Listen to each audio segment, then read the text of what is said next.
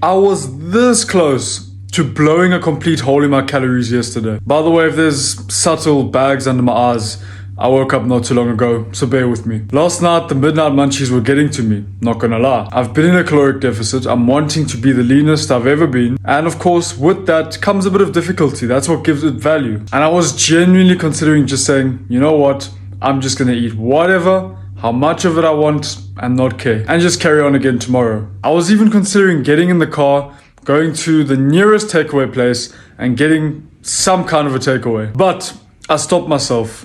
And I genuinely thought, how would I feel after doing this? How am I going to feel tomorrow morning once the food's done?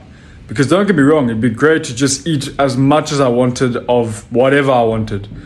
But that feeling isn't going to feel great when I wake up knowing that I've potentially regressed, undone progress that I've made, or at least stalled my progress. And hey, I reminded myself that the food is not going anywhere. The foods that I wanted to eat, a lot of them I could actually fit into my caloric deficit calories. And then I thought about the other scenario, how I'd feel about myself the next morning, today, about not giving in and just getting through the bit of discomfort.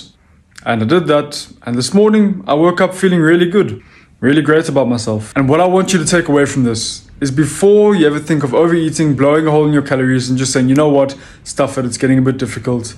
Stop for a second.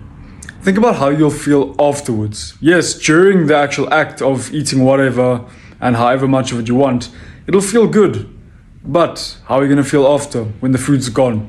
Because it's a temporary pleasure. Now compare that to the feeling of reaching your goals while still enjoying those nice foods and enjoying those foods, especially once you get to your goal.